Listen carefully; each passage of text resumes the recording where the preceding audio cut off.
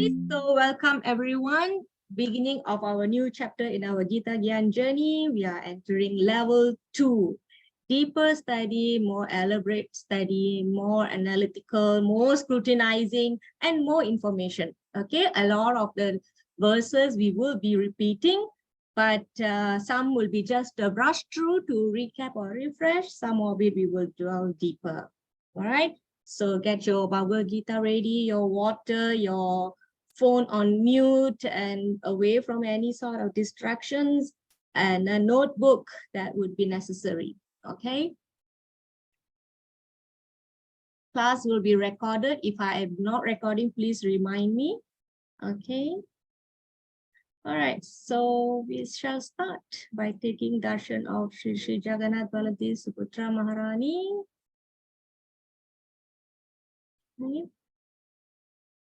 Nitai Sundar Gaura Hari. Okay, and we shall recite prayers to the spiritual teachers. It's very important, so please join me, those who can chant with me. Okay. Om Jnana Timirandhasya Jnana Jana Salakaya Chaksurun Militam Yena Tasmai Shri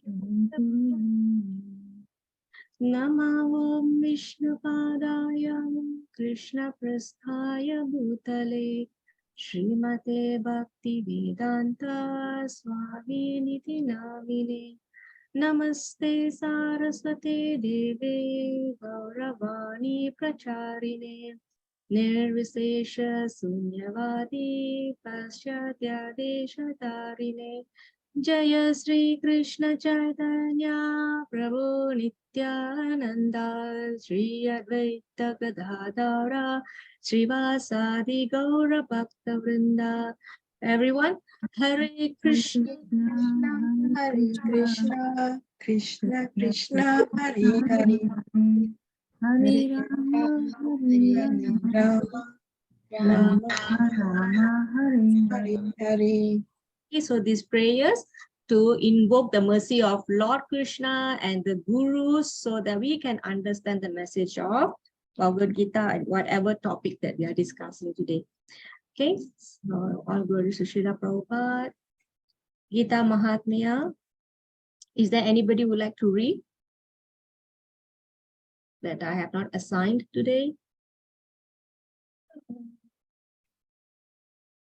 Okay. Anyone? Or anyone can read for us, please? Manali Mataji. Yeah, hello. Yes. Hare Krishna Mataji. Gita Mahatmya, one who with a regulated mind recites with devotion this Bhagavad Gita scripture, which is the bestower of all virtue, will attain to a holy abode such as Vaikunta, the residence of Lord Vishnu, which is always free from the mundane qualities based on fear and lamentation. Okay, thank you, Mataji. What is Vaikunta, everyone? What's the meaning of Vaikunta? It's a free from something. It's a place free from something. Anybody can recall? We did this few times in level 1. Vaikunta means free from anxiety. Sorry, Mahaprabhu. Somebody say something. Suffering. Can't hear you, Prabhu. Free from suffering, Mataji. Yes, free from suffering. The exact word is free from anxieties. Vaikunta. Okay, without anxieties. Okay. All right, so anxiety is also a part of suffering, a form of suffering. Okay, so we're going to recall these 5 topics of Bhagavad Gita. Who can recall all these 5 topics? Okay, come. Get the chat busy or the audio is busy. 5 topics of Bhagavad Gita. Who can recall? Give me one by one so we can have others also to try. Ishvara. Ishvara means God. Okay, very good. Next. What is the opposite of Ishvara? What is the part and parcel of Ishvara? When you think of Ishvara, you have to think of something else also. Like a package. Like a partner. Okay. Jiva. Right? Jiva. Okay, spirit soul. Okay, what else? Kala, time. Kala, time. Very good. Okay, two more. Two more, two more, two more. The very reason why we are still here. When I say that, you should be able to immediately relate. What is this? Why are we here? Why are we here? Why are we in the material world, taking birth again and again?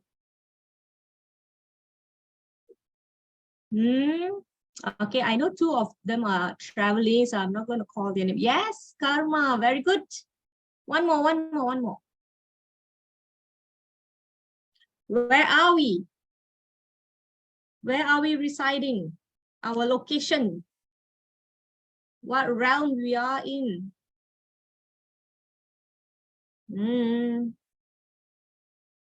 If Krishna is the father, who is the mother? One more, one more. You want to open your level 1 book? Also can.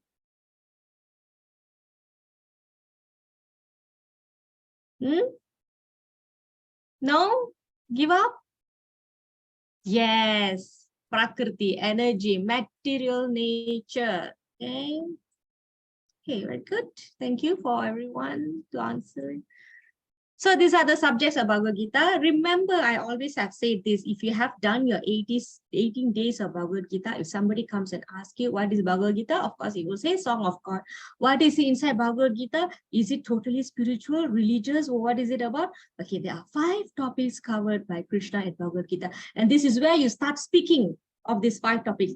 It has topics about Ishvara, it has topics about Jiva, it has topics about Kala, Karma, Prakriti. So the entire Bhagavad Gita revolves around these 5 topics of Bhagavad Gita. So the moment you start like this, then you know already what you're going to talk about. You can talk about a lot of things about God. You can talk a lot of things about Jiva. Then there is Kala, there is material nature, there is Karma. So you already set.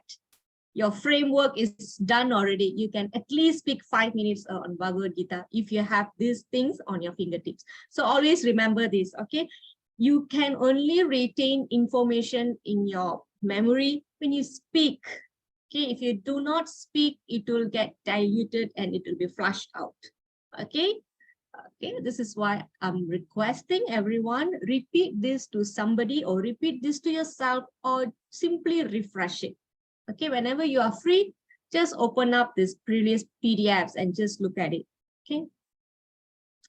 All right, so Ishvara means controller. Controller is Lord Krishna. Jiva means the living entities. Okay, these are very simple translations, but I'm just going to run through. Okay, Jiva means the living entities. We are all living entities, whether animals, plants, microorganisms, all these are Jivas. Okay, the only difference is that, what is the difference between Ishvara and Jiva? What is the term that we use to differentiate these 2 entities?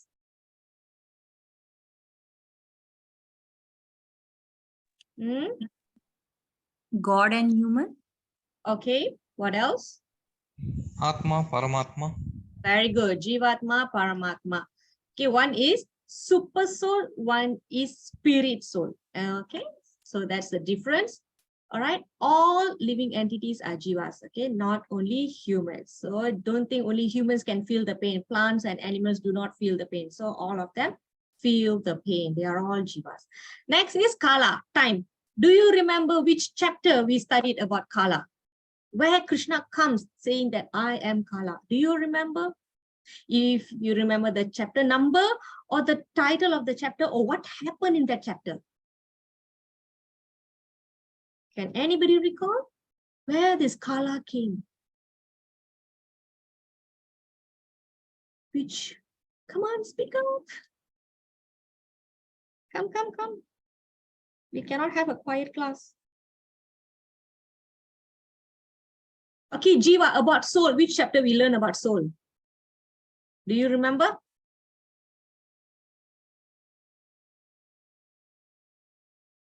Yes, Kritika Mataji, correct. Okay, yes, Dasaratna Prabhu. Chapter 2, Krishna talk about soul.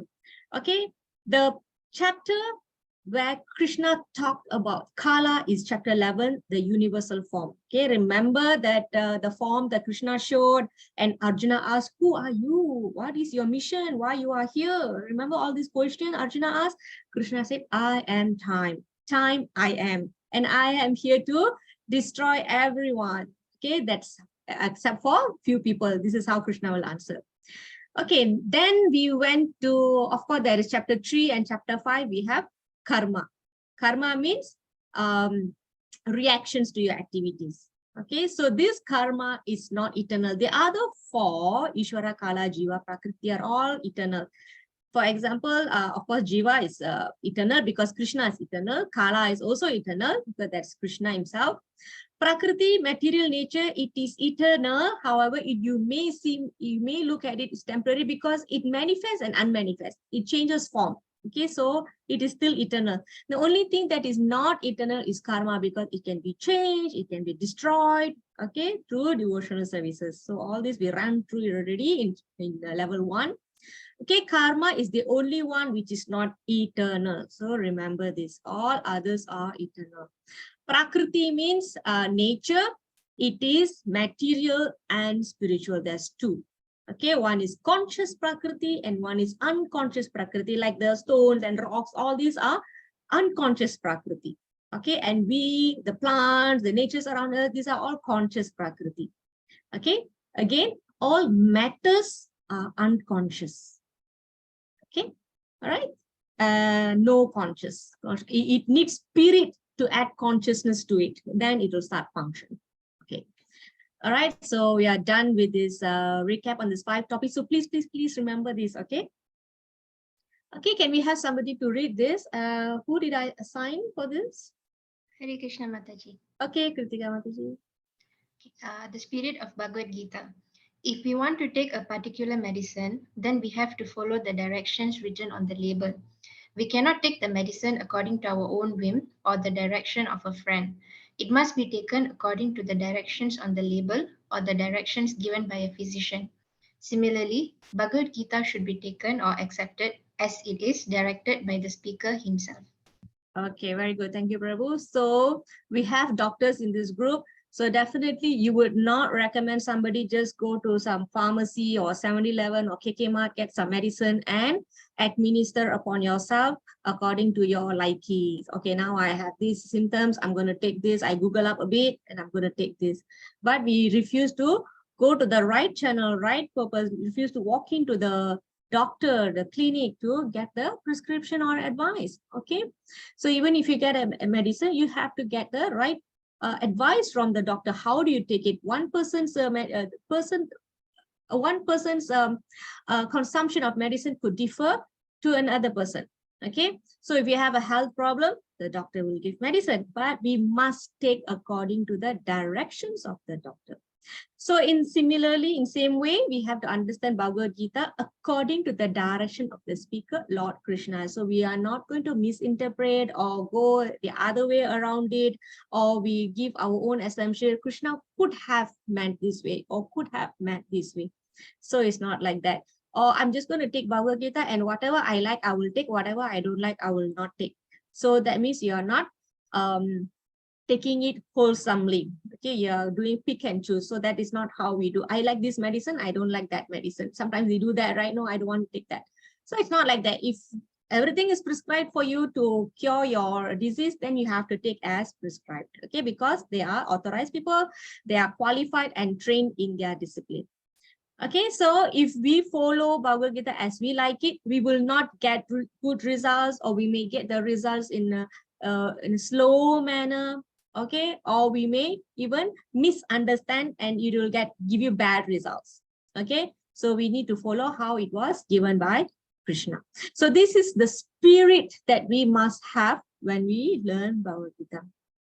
Okay, so okay, the next slide is also an understanding of Gita from introduction.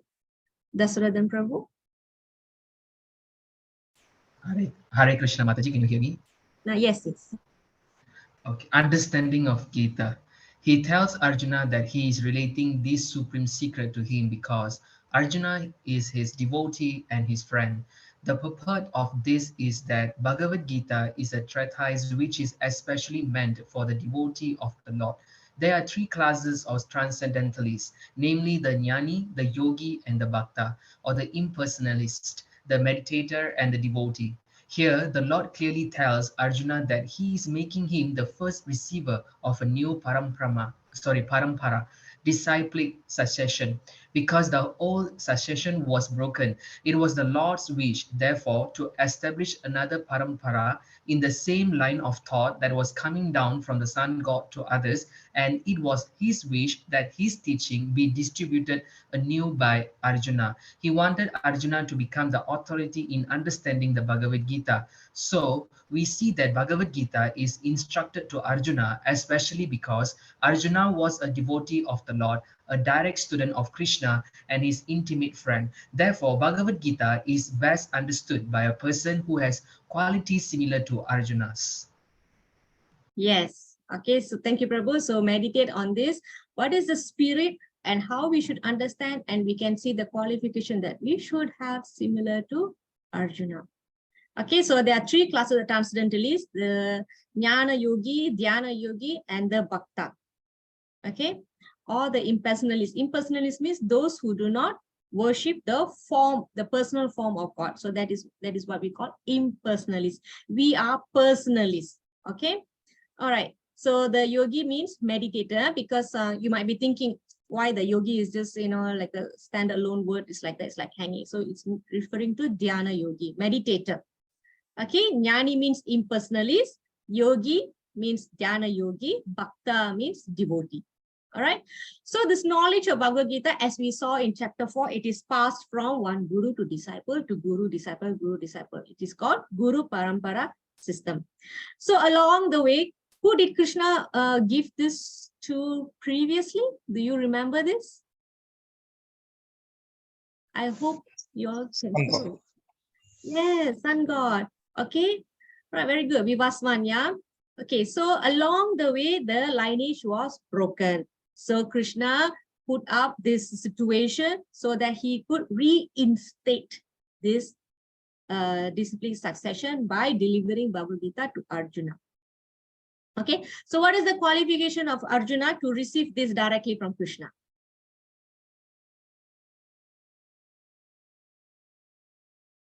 What is the qualification?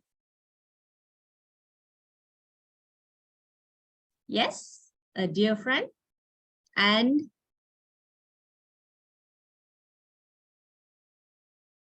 everyone there? Devotee, see, I highlighted here. Devotee and his friend. Guru and student is the relationship between Krishna and Arjuna. That is relationship. The qualification that Arjuna has, Krishna, according to Krishna, because you are my dear friend, because you are my devotee, I'm revealing this to you. So few places Krishna mentioned this. So we want to be that. All right. Yes, very good. Thank you, Mataji. So we should be like that, a friend and a devotee of Krishna. We want to understand Bhagavad Gita. We try to be like Arjuna. We want to cultivate that mood. Okay, be a friend to him and be his devotee. Okay, so we have read this. We are moving on to chapter 1, observing the armies on the battlefield of Kurukshetra. Okay, so the first verse we will decode. Okay, we'll analyze the first verse, Dharma Kshetre. What is this Dharma Kshetre about? Okay, and then we talk about Duryodhana's. Actually, we are not covering all of this. Okay, we are covering Dharma Kshetre. We are covering the item number 3. Okay, we will cover this number 4, and we will cover this. This is actually 5. Yeah, Arjuna's reasons for not fighting. Okay, so from 1 to 4 is basically the physical setting at the battlefield. Okay, we're going to talk about who is starting to speak first, the location. Okay, and then we're going to talk about Dronacharya, a little bit background of Dronacharya. We're going to talk about the Dharashtra. We're going to talk about the signs of victory. What are the symptoms, or no, what are the indications that the victory is on Pandava side? All right, and then what does this mean? Krishna as Bhakta Vatsala. So this is where the turning point comes, where Arjuna transforms into this. Okay, so this will enter the emotional setting of Arjuna.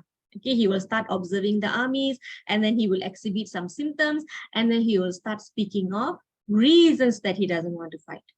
So I hope you all can, all the memories come pouring in right now. Okay. All right. So let's start with verse 1. Yeah. Okay. Who's reciting or reading the translation? I think it's me. Yes, Ram Prabhu. Hare Krishna Mataji and everyone. Dasratha said, O Sanjaya, after my sons and the sons of Pandu assembled in the place of pilgrimage at Kurukshetra, desiring to fight, what did they do? Hey, thank you, Prabhu. So if everybody assemble in the battlefield, what are they expected to do? Are they going to play football? Are they going to watch movies? Or are they going to have fun?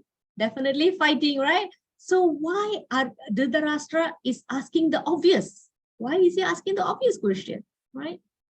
Fight, yeah, definitely to fight, right? This is not a football field, all right? So if anybody gather at a field, then you'll be thinking, what are they going to do? Are they going to have a bazaar? Are they going to do some games, right? But this is already about war. So Dhritarashtra seems to be asking an obvious question. Okay, so we will talk one by one, yeah? Now, let's recap, okay? Who is the old man here sitting? This is Dhritarashtra. He's the son of the Kurus, the Kauravas, okay? He's the old man. And what is it about him? Tell me something about him that you know, you remember. Yes, he's blind. Okay, he's old man. He's sitting there. He's blind king, correct. All right, and who is that sitting down there? Let's see whether you all remember the name. Very good, or remember the name. What is Sanjaya to Dhritarashtra?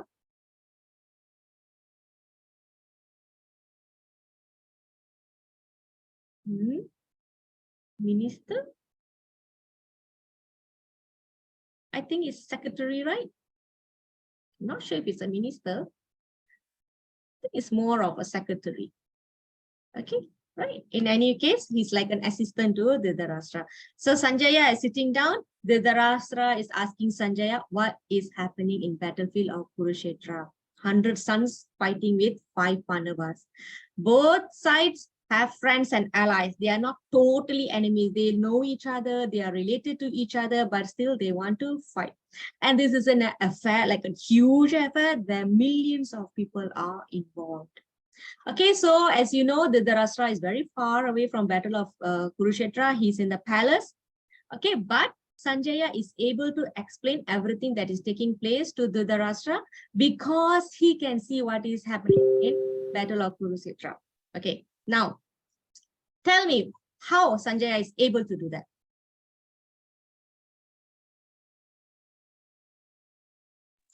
He got a boon. Okay, he got a boon, right? Foresee? Is he a fortune teller? Okay, very good. He received a boon from Vyasadeva. Sanjaya has the ability, that's correct.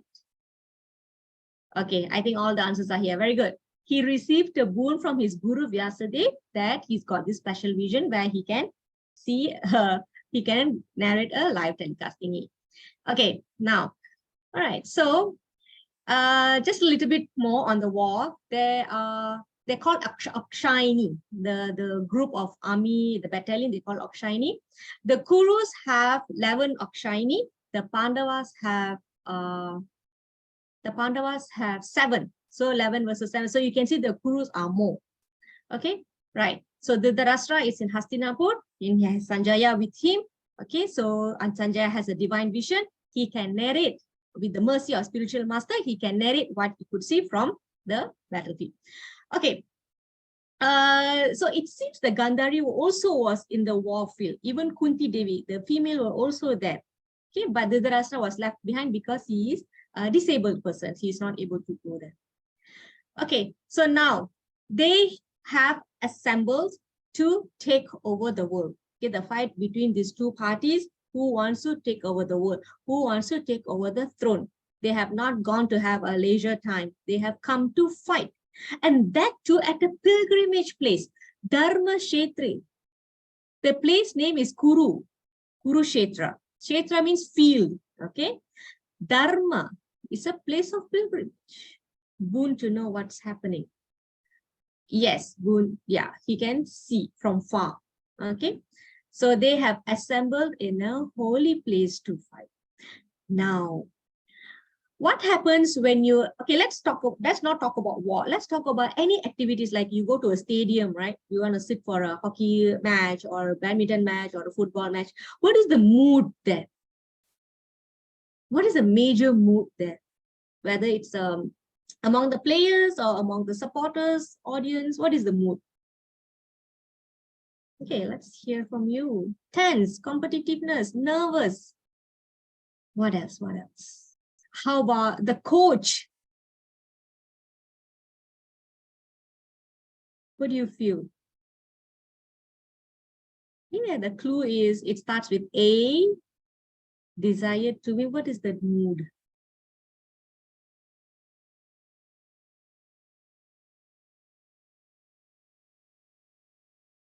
Yes, correct. Anxious, anxiety.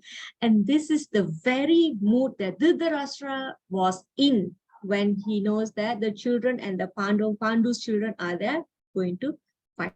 So he knows this world war is going on, and this Dhritarashtra is feeling this. Okay, he's feeling anxiety. And this is only one sloka that Dhritarashtra spoke in the entire Bhagavad Gita. Okay. Right. So the reason why he's asking this obvious question is that you can decode it in these three ways. He did not want these two parties to compromise. You know what happens between cousins who are fighting? Hey, buddy, I think we should just put this to rest. Let's just have a chill time and then just forget about this. And you take this much, I take this much, and then they come to a negotiation, they come to a deal. So he didn't want that to happen. He wants everything to himself. Okay, so he didn't want the two parties to compromise. And he wants to ensure what is the fate of his children. He's not worried about his nephews, okay, his brothers, sons, or whoever. He's not worried. Okay, he wants to be sure that the kingdom going to entirely come to his sons, and through that he can enjoy. All right. Therefore, also because this Dharma Kshetra is a very pious place, a pilgrimage place, and Pandavas are naturally virtuous and pious, he kind of expecting that the Pandavas will back off, all right, and give that kingdom to the sons without a fight. So he was having all these hopes. Okay. Right. So let's move on. Right, Dhritarashtra is not only physically blind, he is also spiritually blind. So this is the in-between lines that the Acharyas explain behind this verse. Okay, he's just not physically blind. Okay, so you can see here, pilgrimage, desiring to fight. He already knows that desiring to fight. Then what happens next? He wants to know. Okay, he is spiritually blind. Why? He knows these things. He has this knowledge. He knows his son Duryodhana is doing wrong things. But it is also documented in Mahabharata that he has admitted that he knows his son is doing wrong, but I can't correct. I know my son is doing wrong, but I can't correct him. So that is how blind he is. He knows something is not right, but he is not correcting it because the materialistic desire has blinded him. So that is why he is also spiritually blind. Okay, he is not able to correct him and the son, and he is biased towards his sons.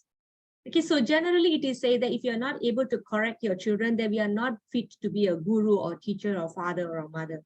But he's a king. So it is understandable that he's actually not fit to be a king because he is not able to correct his own sons. Okay, so therefore he's a spiritually blind person. He is not able to correct his things, his children. Okay, so what happens? Look at this picture here. What happens if people of the nation or the state follows a blind king? All right, because he's a spiritually blind, the effect is even worse. Okay, so we cannot follow a blind person. Okay, the next one is weak-minded. Why weak-minded? Because this is also related to spiritually blind. He wants only his children to rule the kingdom. He doesn't want to share the kingdom with the Pandavas, right? Next one is, okay, of course, bias, already explained. Despondent. Now, despondent means what? He's actually afraid of the opponents like Arjuna and Bhima. Okay, and on top of everything, he's frightened of Krishna, who is on the side of Pandavas. So this is 1. 2, The third one, he is fearful of the influence of the battle, the holy place of Kurukshetra on Pandavas. He is afraid that that place will be a strong forte for Pandavas, because Pandavas are pious, Pandavas are virtuous, so it will be like a strong forte for them to fight, and they will emerge victorious. So he has all this anxiety, lots of feelings there. Okay, what else? Okay, he wanted his sons to inherit the kingdom. He doesn't want to share. So, so it is an injunction of Shastra that a blind person cannot be a king. So this is a little bit of background, because he's actually maybe a rightful owner, but because he was blind and his children were small, his brother Pandu has Pandu's he has to, like a caretaker. He can only be a caretaker of the kingdom until Pandu's sons grow up and take over the throne. But along the process, what happens is that he became greedy and he wants to keep the kingdom for himself. And he does not want to return the kingdom to the rightful owner. So this is where all the mess comes in. Okay, he is supposed to be just an acting king, like an acting prime minister or deputy prime minister. So it should not be a forever thing for him. Okay, and because he was blind, he is not able to be an official king. He wanted to live his dream of becoming the king through his son. Okay, so if you all know that Krishna actually came as a peace messenger, let's not fight, let's do this, let's settle this amicably. But it was not agreeable for Dhritarashtra and Duryodhana. They did not agree. Therefore, the war became inevitable. Okay, now what else? So generally, you know, right, the Dhritarashtra, Pandu's caretaker, okay, all this, all right? Okay, now we're going to Kurukshetra. We have covered a little bit on the Dhritarashtra, the background of him, okay, his mentality and everything. Now about Kurukshetra. Now this Kurukshetra is not a new place. It has been existing there for a very long time. It is a place of pilgrimage. Why? Because long ago, who is this?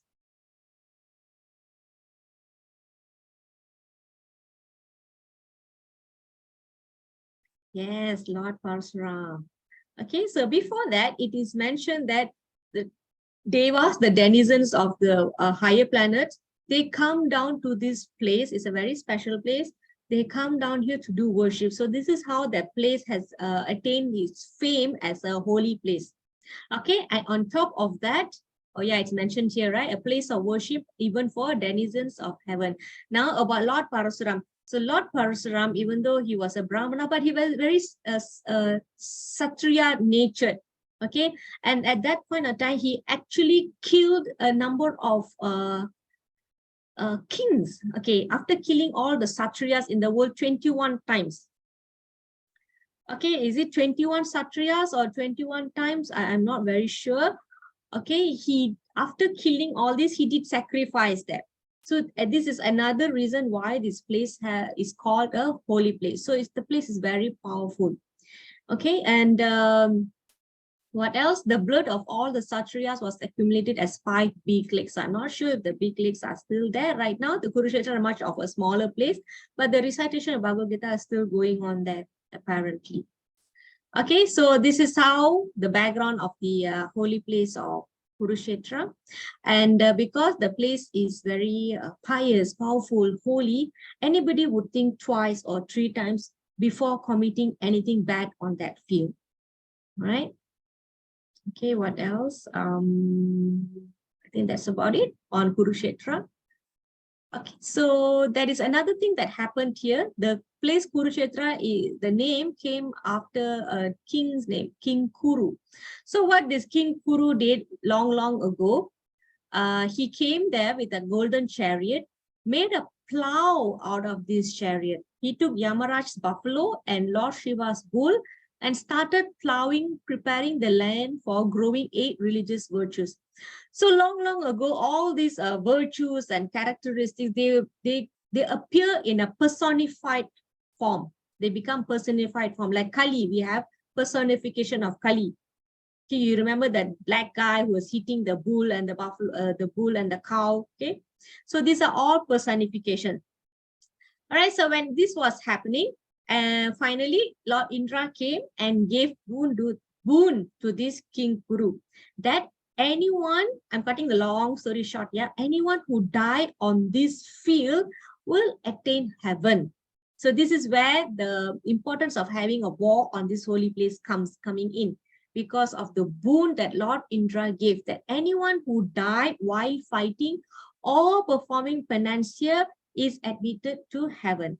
So whether it's the bad side of the battle, the team, or the good side, whoever, indiscriminatively, whoever die on that field while fighting, they will go to heaven, like jihad. Okay, all right, so this is a boon given by Lord Indra, so that's why the war is happening there. So it is both the battlefield and also land of piety.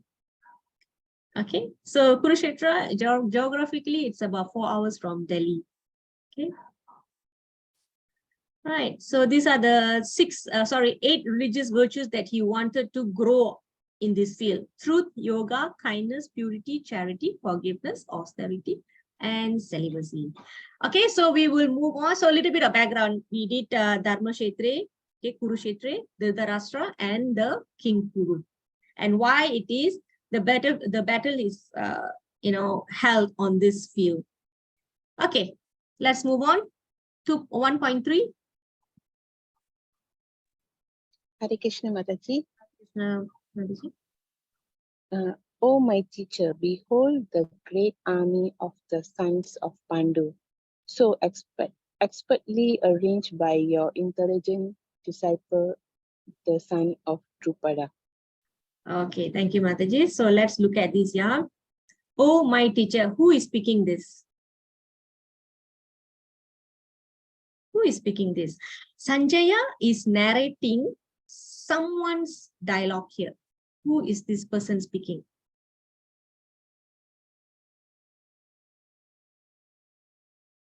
Yes, Duryodhana speaking to?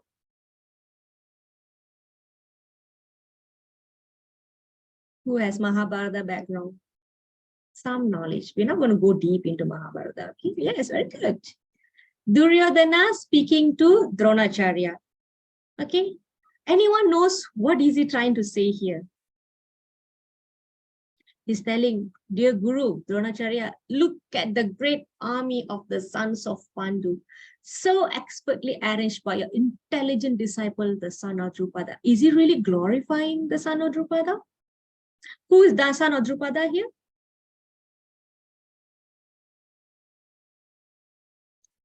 What's the name of the son of Drupada?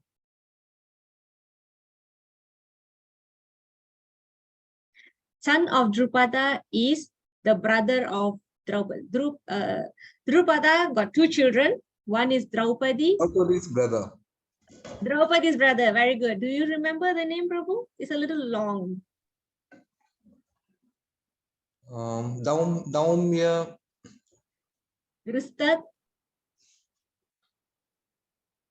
Drishtadyumna. Yumna, yeah. Yeah, so we can write down. Okay, so these are the names that we can get confused, like Dhritarashtra, Drishtadyumna, and then there is King Dasaratha in Ramayana, so we can get tongue twisted like this. So if you want to know, this is actually a sarcasm from Duryodhana. Why? Because Dronacharya knows very well that Drishtadyumna was born only to kill Dronacharya. But what Dronacharya did, he trained Drishtadyumna. He knows Drishtadyumna is going to eventually kill Dronacharya in the future, but he still imparted the art of weaponry to Drishtadyumna. So Duryodhana is like sarcastically telling the teacher, look at how accidentally your student has arranged the team. Okay, all right, he's not glorifying the Drishtadyumna, son of Drupada. Okay, all right, so let's look at this one. Yeah, hold on. And this from here, you can actually see the quality of Dronacharya. Of course, there are so many qualities that we can talk about Dronacharya, but from this, you can see Dronacharya is hinting to Guru. Can you hint like this to your Guru? Cannot, right? Now, let's talk about Dronacharya, the teacher. Okay, look at this teacher. He said, oh, my teacher. So the story that I just told you earlier, I'm going to elaborate here, okay? So Dronacharya, a liberal Brahmana. Why he is a liberal Brahmana? Long, long ago, Dronacharya and Drupada, they were good friends. Okay, Drupada means Draupadi's father. Okay, Dronacharya is Ashwatthama's father. Okay, now Drupada and Dronacharya, they are classmates. Okay, and what happened was, then they, so Dronacharya took up Grihastha life. He married, and Drupada became a king. So that means king means rich and opulent and wealthy and everything. And when he became a king, he promised Dronacharya that in the future, if you need any help, come to me. I will help you. All right. So long after they graduated, and Dronacharya entered Grihastha ashram, but he was poor. He was Brahmana. He was poor. So one day the son was crying for milk, and he recalled that he can actually go to Drupada to ask for some financial assistance. So when he went to see Drupada actually chased him off by saying, to have association with me, you need to be in equal status with me, but you are not. So just go away. So like this, Dronacharya became very upset. And what he did, he plotted a revenge. Because he was so angry, he plotted a revenge. He vowed to revenge. Now, what happened is that because he was a teacher, weaponry art teacher to both Kurus and Pandavas. Okay. Now, what happens is that after he gave all this knowledge to them, they're supposed to give him dakshina. So you are following the story, yeah? So Kurus and Pandavas were trained by Dronacharya. Okay, Dronacharya's favorite student is Arjuna. Point to note. Okay, now after they learn this, right, they have to give dakshina. So they ask, what dakshina can we give you? Okay, and Dronacharya asked dakshina in this form: capture Drupada and bring me. Okay, so both teams went. Pandavas also went. Kauravas also went. But who won?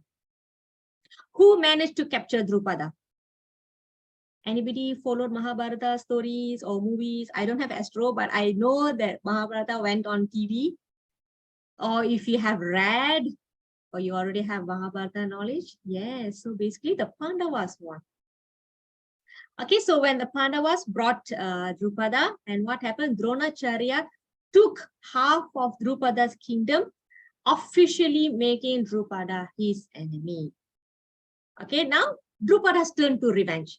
What Drupada did? Drupada created a big yagya. He performed, he created a yagya, and 2 children came from there, Draupadi and Drishtadyumna. And he specifically prayed for a son to kill Dronacharya. Okay, can understand? It's a revenge soap opera. Okay, revenge here, revenge there, revenge here, revenge there. So it's like that, the cycle is going on. So he got Draupadi came out of fire. Drishtadyumna also came out of fire. Okay. Now what happens is that Drishtadyumna is meant to kill Dronacharya. So he has to learn the art to kill Dronacharya. And who did he go to learn that art of killing Dronacharya? If you paid attention to what I narrated earlier, who did Drishtadyumna took the training from? Yes, to Dronacharya himself. Okay, teach me how to kill you. Basically, this is what happened. Teach me how to kill you. Okay, I am a teacher and I will teach you. My duty is to impart the knowledge. So this is what happened. And this is the true heart of Brahmana, because he did not discriminate imparting the knowledge to anyone and everyone. Okay, Drishtadyumna is specifically empowered to kill him. So this is the story between Dronacharya and Drishtadyumna. Now let's talk a little bit about Okay, this is, let's talk about Arjuna and Ashwatthama. Who is Dronacharya's son? Ashwatthama. Ashwatthama, very good. Okay. So Ashwatthama is Dronacharya's son, but Arjuna is Dronacharya's favorite student. Okay, so there was a competition between these two, and the person who wins this will get more knowledge from Dronacharya. So there was a contest. Arjuna was given a small mouth bottle to fetch water, whereas Ashwatthama was gotten a flat pot. So it is easy to fill water on the flatter pot compared to a narrow bottle. So Dronacharya thought, I'm going to ask them to go and fetch water. The person who come first will get more knowledge. Okay, so this Dronacharya gave the small narrowed bottle to Arjuna and the more flat one to Ashwatthama, so that Ashwatthama can come early and get the knowledge. But what happens is that Arjuna is such an expert archer, so he was able to use his skill to fill the bottle. So both of them approached Dronacharya at the same time. So whatever Dronacharya imparted to Ashwatthama also was given to Arjuna. So they are equal. But there was only one thing that differentiates Ashwatthama and Arjuna. Anybody knows what is that? There is something extra that Arjuna knows.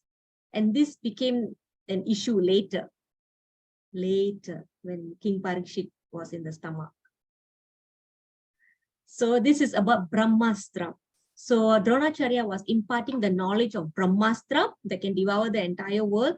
Ashwatthama was only able to release it, but Arjuna can release and retract. Okay, so Arjuna knows that. That is extra knowledge. Okay. So we learned about Ashwatthama, we learned about Dronacharya, we learned about Drupada, we learned about Drishtadyumna and Arjuna. Okay, so this is an understanding. Yeah, why Dronacharya, a liberal Brahmana? Because he is teaching somebody who he knows going to eventually kill him. Okay, so did I cover all this? Had a political quarrel with King Drupada, who was defeated by Arjuna. Drupada, after being defeated, did a yagna and we got Draupadi and Drishtadyumna to kill Drona. Impart military secrets to son of Drupada. Drishtadyumna affectionate towards his favorite disciple, Arjuna. Okay, great.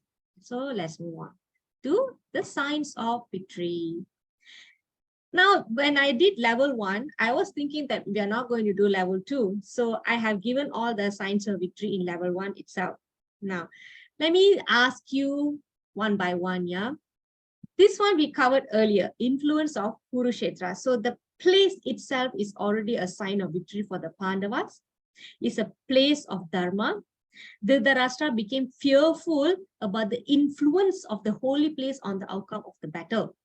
Okay, he knows that it will influence Arjuna and his brothers because they are, by nature, they are virtuous. Okay, so naturally he had that fear. Now let's look at the next one. Who can tell me what this statement speaks about? How this is a sign of victory?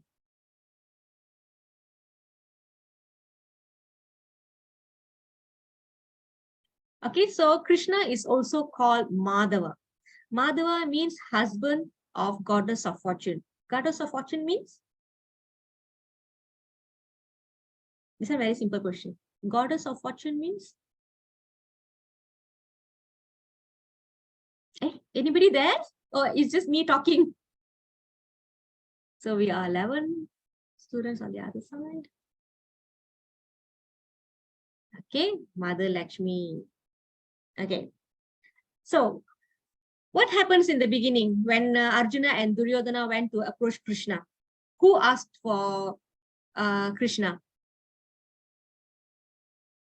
I just want to ensure that you all are there.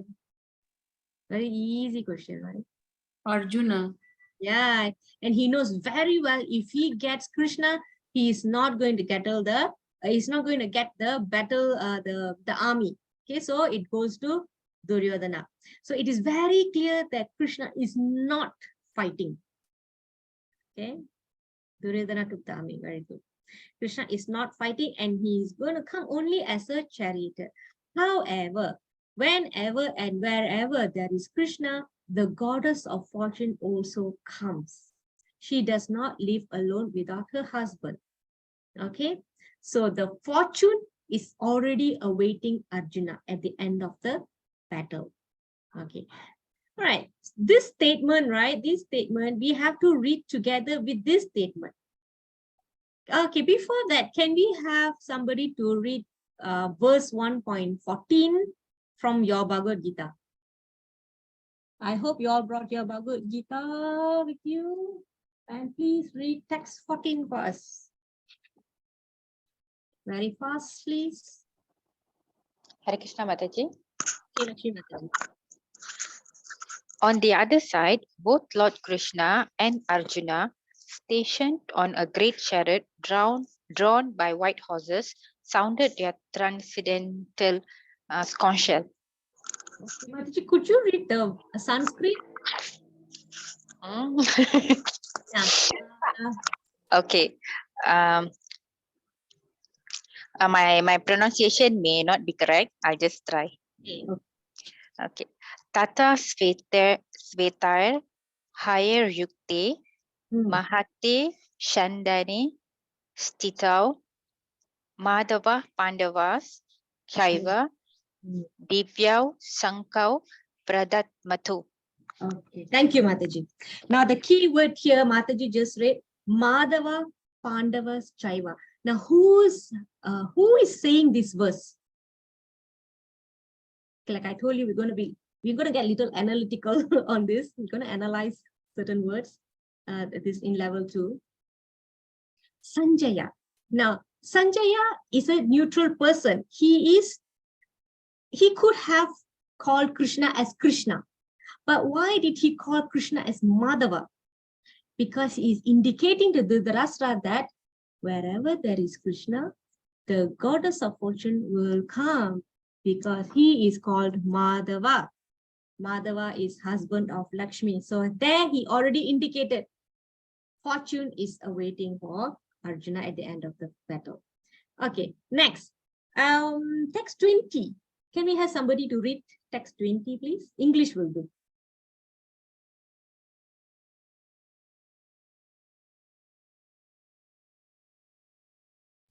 Come on, you can just unmute and open the text and read. Hare Krishna. Mataji. At that time, Arjuna, the son of Pandu, seated in the chariot bearing the flag marked with Hanuman, took up his bow and prepared to shoot his arrows. O king, after looking at the sons of Dhritarashtra drawn in military array, Arjuna then spoke to Lord Krishna these words. Okay, thank you, Mataji. So Sanjaya picked another point.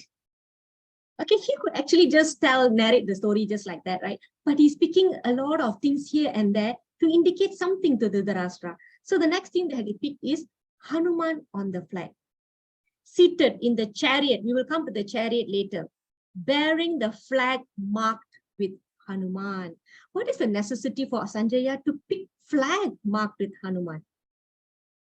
This is another sign of victory, Kapi Dvaja. The emblem of Hanuman on the flag of Arjuna is another sign of victory. Why? Why Hanuman is a sign of victory? What can you relate? Also, we have covered in level 1. If no, I can repeat, but I just want to see if anybody remembers it.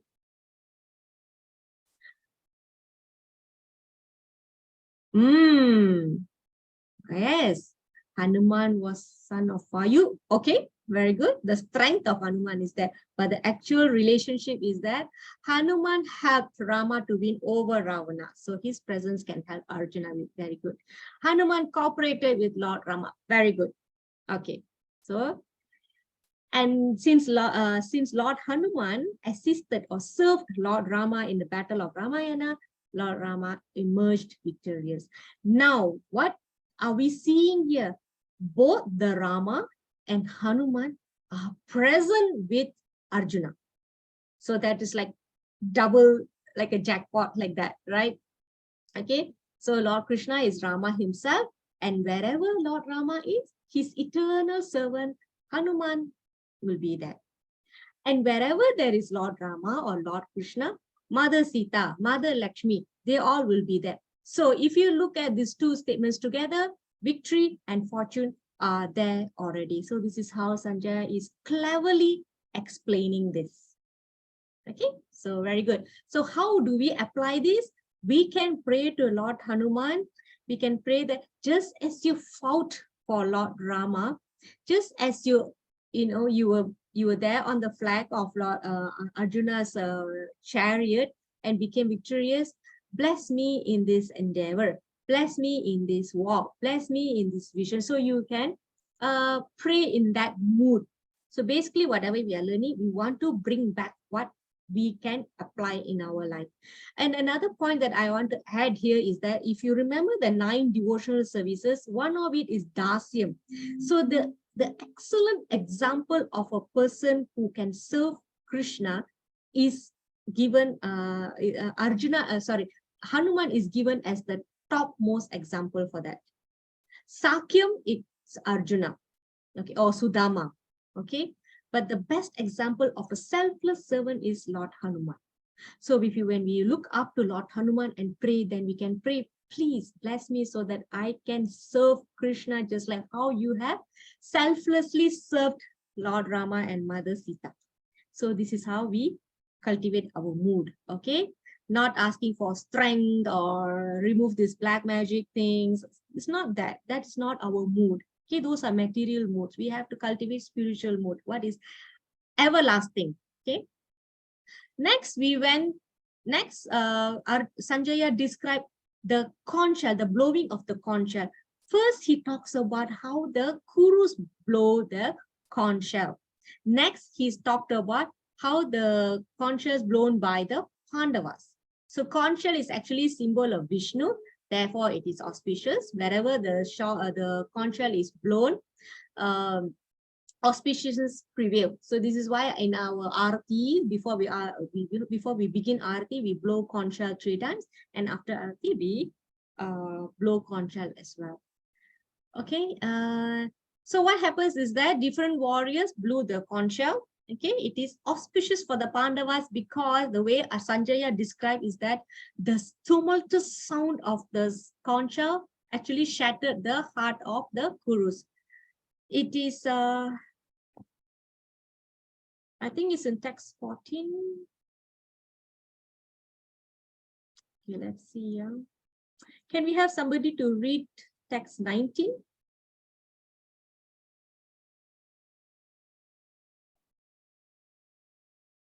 Text 19, anybody?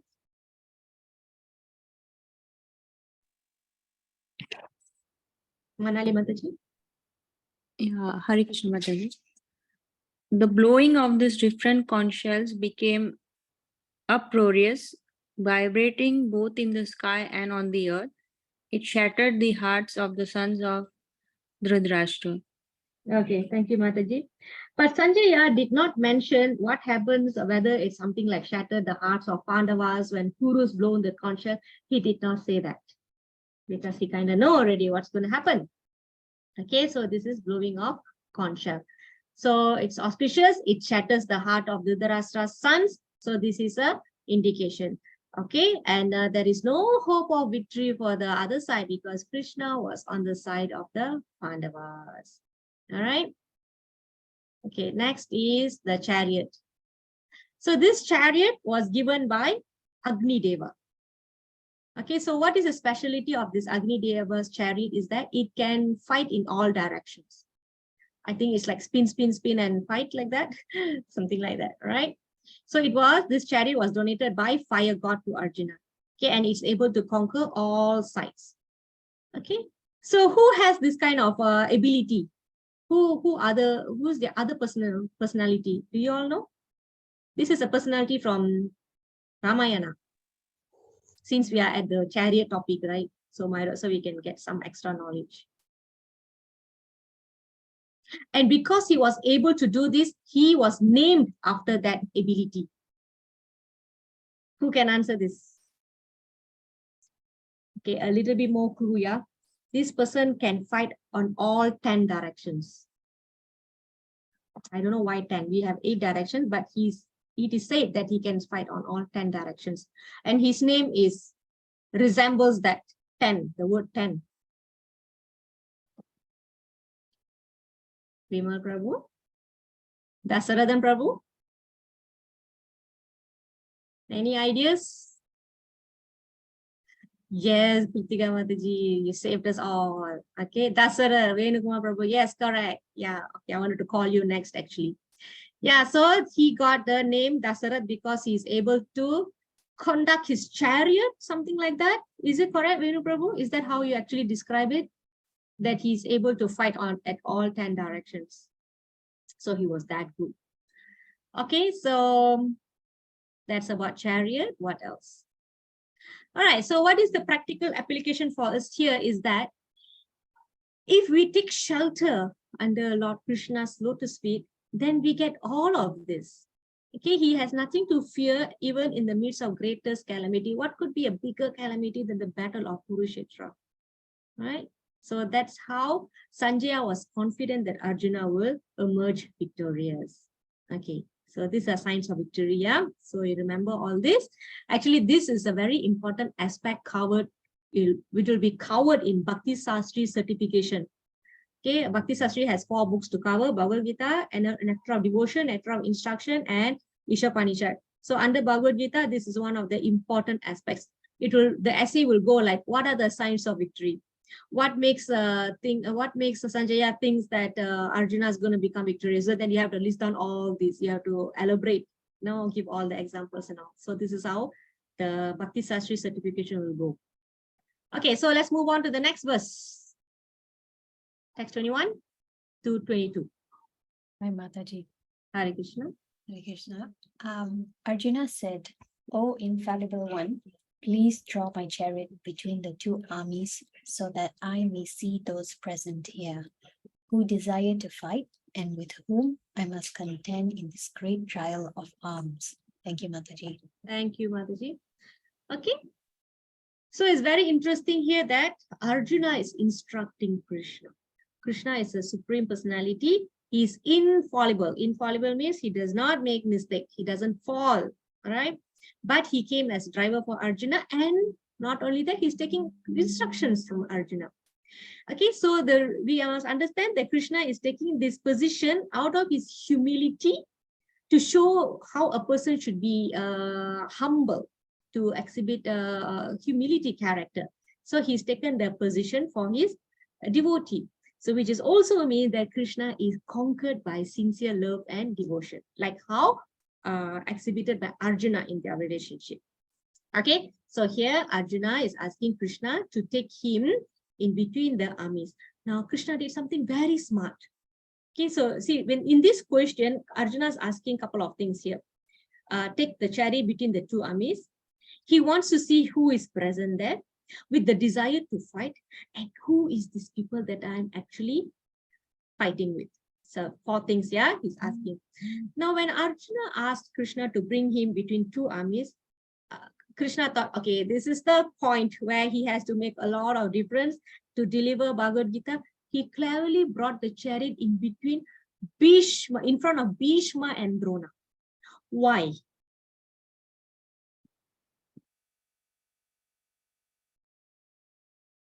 Why do you think? Because we have done level 1. So I think it's okay if I ask this question so you can, recall why in between Bhishma and Drona? Why not in front of the people that Arjuna already don't like or hate or given him a lot of problems? Yeah, I already given some clue. No, negotiation all done and dusted already, Mataji. No more negotiation already. But why particularly in front of Bhishma and Drona? The Acharyas explained that Krishna smartly takes the chariot in front of Bhishma and Drona. Okay, who is the leading person? Okay. Some more? Yes, Guru. These are the people in the position of his teachers, grandfather, people who are very close to Arjuna. So this is where Krishna plays the emotional game with Arjuna. This is where Arjuna is going to turn around and say, hey, Krishna, I don't want to fight because there stand my teachers. Yeah, he wants Arjuna to feel what he's about to feel. Correct. Very good. Okay, so now the fact is that Arjuna is forced to fight against his wish. Okay, he does not want to fight, but because of the obstinacy of Duryodhana, they are forced to fight. Okay, and Arjuna is also anxious and curious to know who is so bent over to fight. Who is these people who are same frequency with Duryodhana to fight? Birds of the same feather flock together. So he wants to see who are the other birds with the same feather to please Duryodhana. Who are these people who want to please Duryodhana? And how much they are so bent upon fighting. Why they want to? Who are these people who are so adamant to fight? Okay, and another reason that he wants to see, he wants to gauge the strength of the army on the other side. Okay, he wants to estimate the strength that he has to face. Okay, although he knows that Krishna is on his side and he's righteous and virtuous, he's pretty sure that he's going to be victorious, but he wants to see who is on the other side. Okay, and at this moment, Arjuna has no intention to have peacemaking already. So he just wants to see all of this. Arjuna has no idea that he's going to feel emotional. At this point, he does not. All right. He was very sincerely wants to see who is there to fight me. Why people are so adamant to fight. This is all that running on Arjuna's mind when he asked Krishna to bring the chariot in between these two armies. So when Arjuna sees people like affectionate towards him, Drona, Bhishma, this is where he becomes overwhelmed. And who are the people that he saw that actually resulted in Arjuna feeling this way? So this is where we come to the emotional setting of this Bhagavad Gita. Earlier was physical setting, geographical setting and everything. Now emotional setting. Now Arjuna can see all the relatives and friends who have come to fight. Starting with Bhishma, Somadatta, they are like his grandfathers. Okay, look at this one, yeah? Bhishma and Somadatta. After that, there is people like Drona and Kripacharya. Okay, they are the teachers. He saw, oh, I'm going to fight with people who are equivalent to my grandfather. I'm going to fight with people who are my teachers, like literally my teachers. And then I'm going to fight with my friends, Ashwatthama, who was my classmate when I was learning the art of fighting. And there's Kritavarma, well-wishers, and people like father personality, Bhurishrava. So these are all Mahabharatas, names in the Mahabharatas. Sons, people are like sons to him, Lakshmana. Duryodhana is his cousin, like brother, he has to fight him. So all this like going around and round and round, and realized that he was becoming overwhelmed with compassion towards them. And then he starts exhibiting the symptoms. Okay, so these are the symptoms that we covered in level 1. Do you all remember before I actually show the slide of the symptoms? How many symptoms are there? Do you all remember?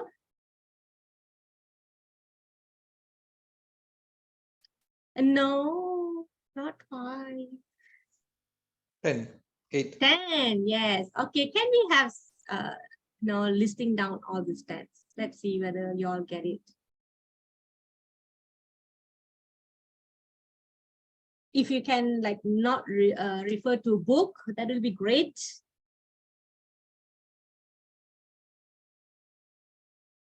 Come on, you can start typing. Okay. Trembling. Bow slipping, okay.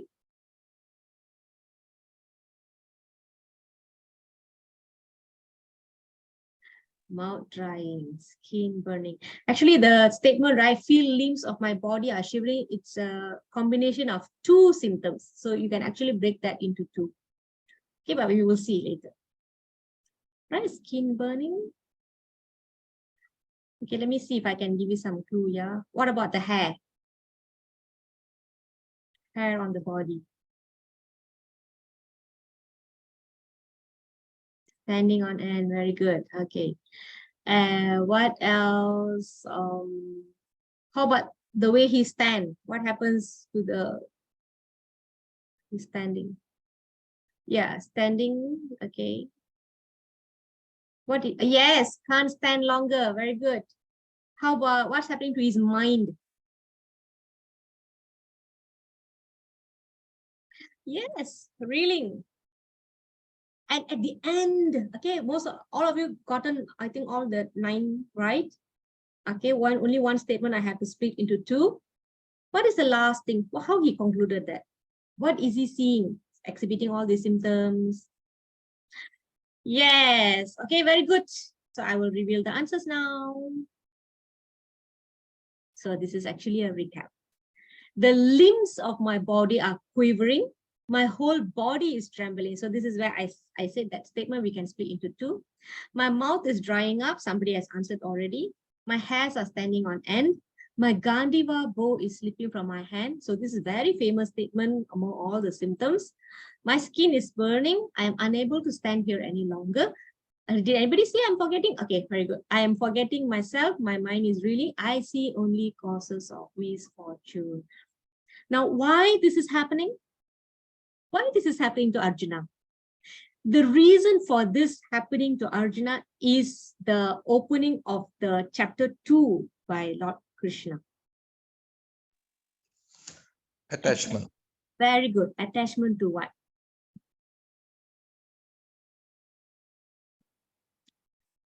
Okay, but what is the root cause here? Okay, very good. Compassion, attachment, material. What is the root cause here? What is it attached to? Soul, What? life.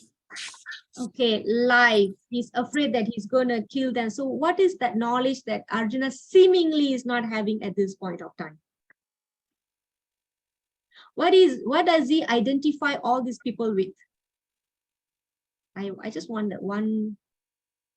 that word. Relatives. Keyword. Yes, Mataji? Impurity. Relatives. Relatives? Okay, yeah, what's wrong with this? Killing these relatives? Why Arjuna doesn't feel right about it? Okay. What is the Attachment, compassionate, caring. compassion to what? What is it? Sorry, Mataji? What is he compassionate about? Okay, yes, this is very advanced already. Hang on. Very basic. Let's go to the basic one.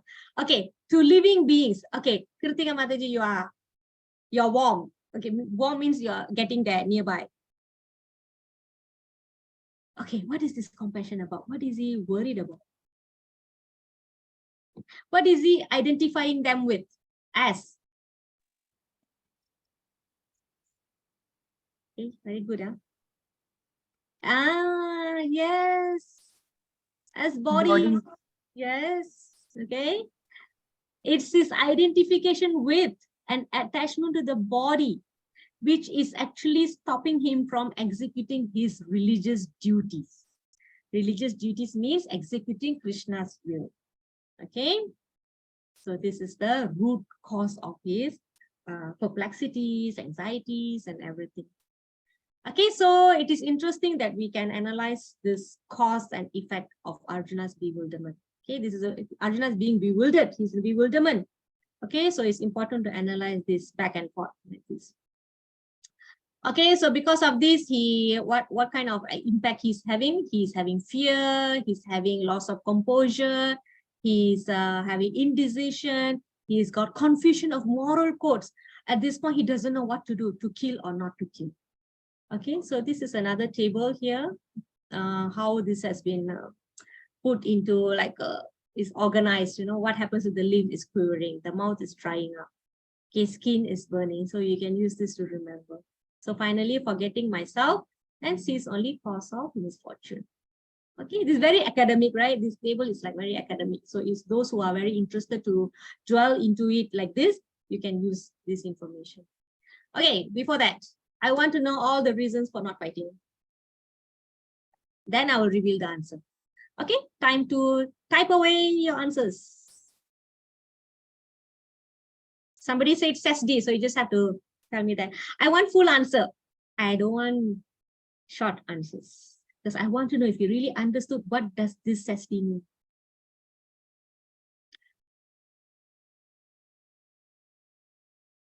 Okay, yes, compassion nature is fine. Yes, compassion towards family and friends. Okay, very good. Next. That the word, the acronym SESD is just to aid us to find the keyword and use the keyword to elaborate the sentence, the statement, the phrase. No enjoyment even is victorious. Okay, good. Empathy, compassion, all one category. Fear or sinful reaction, yes.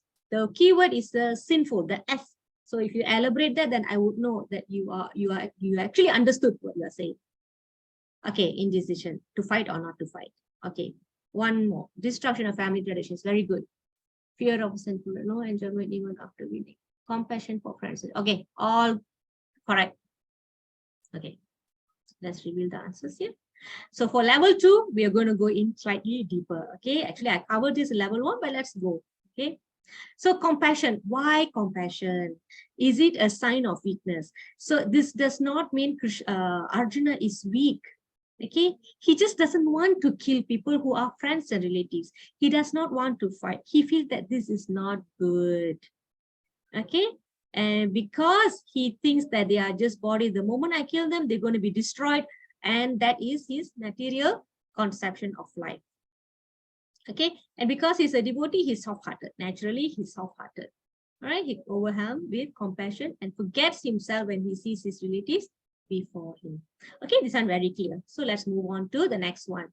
C, E. E is enjoyment, lack of enjoyment, or no enjoyment even if he becomes victorious. So he feels that even if I win the battle, I am not going to enjoy. Who am I going to enjoy with? Who am I going to have cheers session with? You know, like that. Okay, so everything we do here, everywhere, we want to see what is the enjoyment that there is in store for me at the end of the day. All right, if there is no enjoyment, why would I even bother to do it? Okay, because we want to always satisfy ourselves. What's in it for me? Okay, we should, the mentality is that we should get pleasure out of doing something. So this is mentality. Okay, Arjuna argues that he will not be able to enjoy his kingdom, even if it is won at the cost. If it is won at the cost of the life of his family members, probably he's worried the guilt will torture him. Okay, next. And because he thinks that he's destroying their bodies, causing hurt to them, he feels this is sinful. If I take part in the battle, if I'm going to kill, injure people, I'm going to suffer the reactions. Okay, so at this point in time, he's not able to discriminate between killing the aggressors and killing the innocents. So right now, he thinks all killing are same, causing pain, inflicting pain, harming, killing, destroying. This is what he thinks. Okay, so Arjuna argues that killing one's family is sinful and will lead to hell. Okay, so after the killing happens, what will happen? Arjuna thinks a bit further. He finds that if I do all this killing, a lot of able-bodied men will perish in the battle. When this happens, the women and the children in the family will be unprotected. Religious activities will be stopped because generally religious activities are done under the leadership of the leader of the family. The person, the leader of the family, the father or the grandfather will be the leader. They will dictate and direct and guide the people in the house how to conduct certain things. So if you lost that guide, the children and the woman will be without a protector. Okay, so the family will become irreligious, and people, the house without a man will render the woman unprotected. So when the woman becomes unprotected, they will be open to exploitation and abuse and destructions, and they will get unwanted children. And when there's a lot of unwanted children, there will be no quality people. There won't be quality people in the world. And also when there is no leaders in the house, that family will give up welfare projects, welfare activities, community activities, and basically all the good tradition activities will be stopped. So this is what Arjuna said, destruction of family tradition. Then it will come to end of spiritual culture. So he has gone that far, he foresee that much what will happen. Okay, finally, and because of all of this, he is not able to decide, should I fight or should I not fight? I just can't seem to make up my mind. Okay, if I am going to do it, I have to be really, really convinced that it is the right thing to do. It is the best thing to do. He wants that. So he said, oh, Krishna, I don't want to fight. Right. Okay. And he said, it's rather that I am killed unarmed. Okay, can we have somebody who's Venu Kumar Prabhu to read this?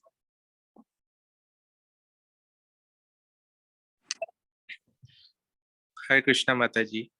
Better for me if the sons of Dhritarashtra, weapons in hand, were to kill me unarmed and unresisting on the battlefield. Okay, thank you, Prabhu. And because he's not able to distinguish, right, killing innocent and killing aggressors, he finds that it's better that they kill me unarmed. You know, there are rules in war that you cannot attack somebody who has no weapon in his hand or a person who has surrendered. But even so, he said, it's okay. I can be killed even if I don't have arm, and I don't have arm means weapon, not the hand arm. Okay, he's not armed with a weapon and he's surrendered. I can still be killed. It's okay. I lose this way. And I can go on begging and seek money to feed myself. He's gone to that extent that he's able to compromise and give in that much. Okay. So to him, it does not make sense for me to fight. Better they just kill me. Okay. And if he doesn't kill, if he loses in the battle, he is going to lose his status as a Kshatriya. Okay. So for a Kshatriya, it's rather you fight and die than just surrender.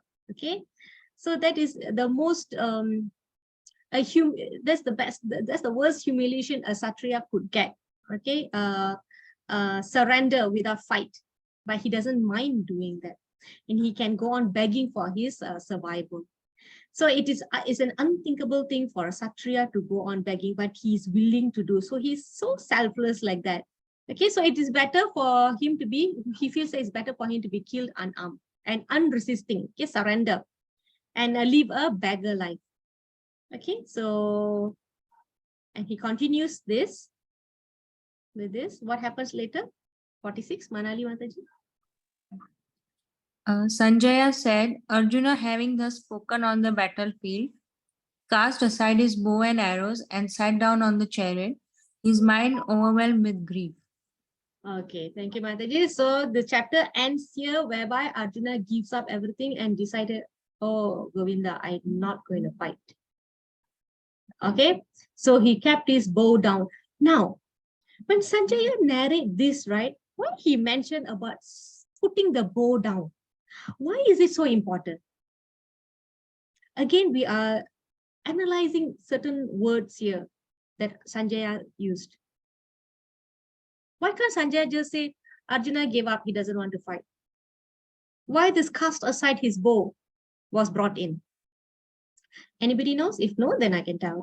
You know why I ask questions? It's not like I'm so cruel, I'm expecting you all to know the answer. Because I believe some of you have a lot of knowledge. You all have read or you all have knowledge. So if you can give in the input before I give, it will be a very nice interaction. Okay, probably the way that you have known certain information or learned is different from mine, so we can learn from each other. So I always think that there's always something that I can learn from y'all also. It's just not one way. And it's interesting to know how much you know. Okay, so it'll be a nice discussion, interaction. If you know something, you can share. Even if I'm saying something and there is more to add on, so please feel free to add. Okay, all right, so why cast aside his bow was brought in? It is said that if you, Arjuna has vowed that when he picks up a bow, he vowed that he will not put down the bow without fighting, something like that. He has taken a vow, right? And he doesn't even mind breaking that vow by doing this. So in between the lines, Sanjaya is saying, describing the qualities of Arjuna, that he can go to any extent for not hurting others. Okay, so now Arjuna is the great son of Pandu. And Indra, he's the son of Indra, right? But appears as son of Pandu. So we can only imagine how disturbed he could be. A powerful personality as Arjuna wants to put up the bow down, breaking his vow. Okay, that he wants to do that. What has pushed him to that level? Okay, so he must have been so disturbed about this disaster that's revolving around him and the entire world. So basically, he feels it's not right to fight. Okay, he came to the battlefield of Kurukshetra, and standing in the middle of battlefield of Kurukshetra, where everybody is already ready, you just have to wait for the get set go and then the bomb blast or something like that to start marching. But this is the time he was contemplating a lot of things, and he's telling he doesn't want to fight and breaking his vows. Okay, and at that moment he's thinking not to fight. How many times we have been into a place where we don't want to, or we have come so this far, we might as well just do it. But he can stop and think. Okay, anyways, even though it all this seems like a misfortune situation for Arjuna, that he is in that perplexities, but one fortunate thing that he is having on his side is that Krishna is on his side. Okay, so there's nothing to worry about. Actually, there's one place where I think Sanjaya will answer. I think it's in the chapter 2. Sanjaya will tell, it's like indicating, anyways, Dhritarashtra, don't get your hopes high, because Krishna is Arjuna's side, and Arjuna is never going to give up. He is going to fight. Okay, so with that, we have finished chapter 1 today. Coming up next week is where Arjuna surrenders to Krishna as his disciple, because previously their relationship are friends and cousins. And chapter 2 and chapter 3 is really the essence of Bhagavad Gita that Krishna originally delivered to Sun God. Remember, I always have mentioned the chapters that comes after chapter 3 is a conversation and question and answers from Arjuna to Krishna to get more clarification for the benefit of the mankind. Okay, otherwise the essence of it is cramped in chapter 2 and chapter 3. So be ready for chapter 2 next week. Chapter 2 will be done in 2 weeks because the information is a lot.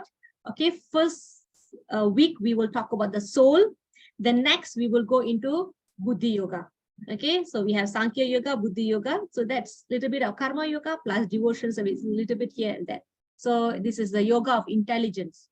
Okay, sometimes Prabhupada relates Buddhi Yoga is same as devotion as Bhakti Yoga. Okay, so we will see this later. Okay, that's about it. Let's do a recap. So we had 5 topics of Bhagavad Gita. Is anyone able to tell me all the 5 topics in one go? Ishvara, Kala, Jiva, Prakriti, and Karma. Very good. Okay, thank you, Mataji. Okay, so we saw Dhritarashtra. He was blind from birth, and he's also bereft of spiritual vision. He is also spiritually blind, and his sons are also equally blind in the matter of religion. Okay, because they are not hesitant to harm the Pandavas, the helpless, the kind, the virtuous Pandavas. They don't care. Okay, significance of Kurukshetra. We saw why that place is a holy place. We saw how Lord Parasuram did sacrifices there, and how King Kuru performed his plowing activities there and gotten the boon from Lord Indra that whoever perish on that battle on the field will go to heaven. Okay, so signs of victory for Pandavas. Are you all able to tell me now 5 signs of victories for Pandavas? Maybe one person one. Let's try. Let's try 1 person 1. Hanuman on the flag. Okay. Okay, it's not Madhusudana, it's Madhava. Madhusudana means the slayer of demon Madhu. Okay, Madhava. Okay, very good. No problem. No problem. Okay, next. Krishna with Arjuna. Okay, so that's Madhava, right? Yeah. Okay, that's Madhava, covered under Madhava. Hanuman on the flag. Okay, so we have two so far. The place, yes, the Dharma Kshetra, right? Okay, okay, we have three.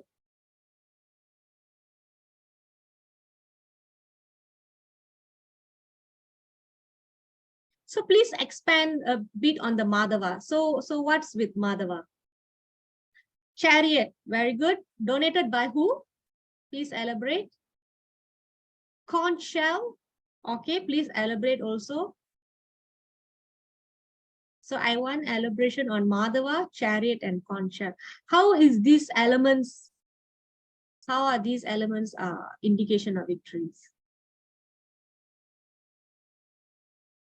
Okay, macam exam pula, right? Madhava is the husband of Lakshmi, fortune. Okay. So wherever there is Krishna, there is The fortune. yeah, the fortune comes. Well, correct. When Madhava is present, the goddess of fortune follows. And also, can expand on the Hanuman flag. So what's with Hanuman flag?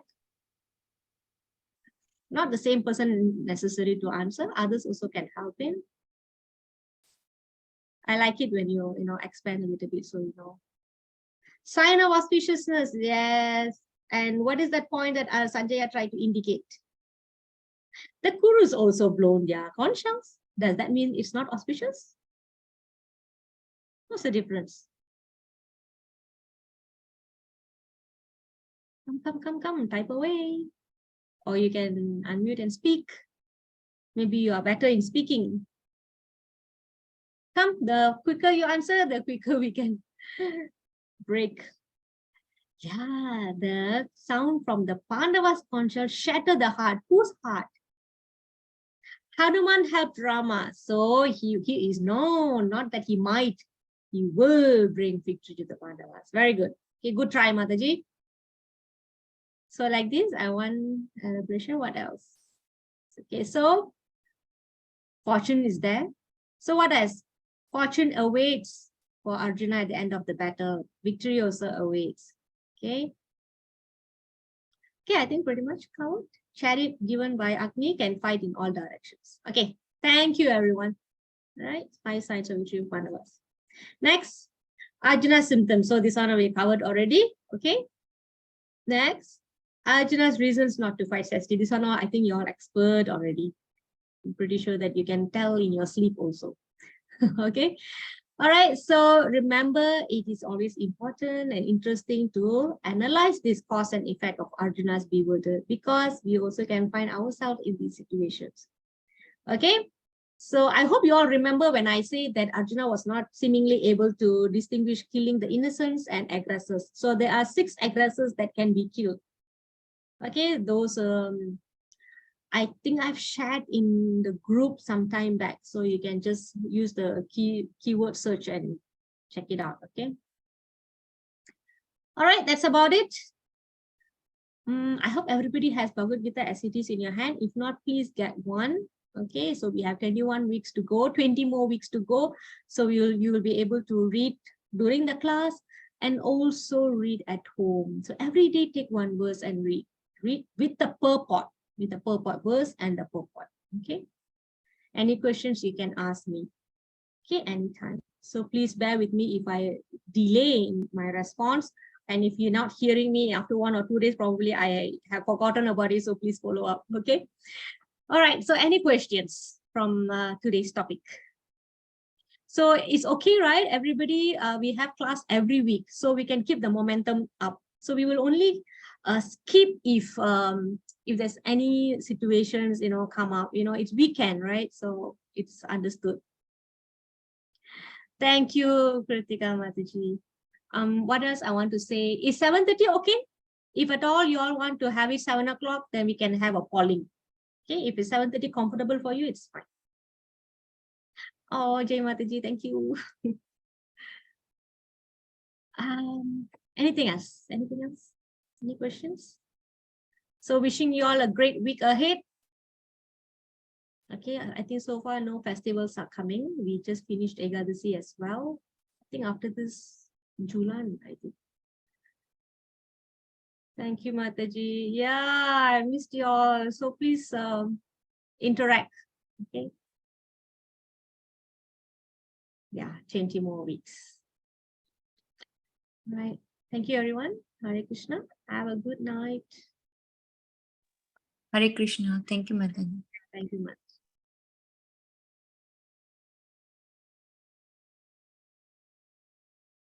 So for level 2, no quizzes, yeah? I think no quizzes, yeah, no quizzes. But I will have recaps.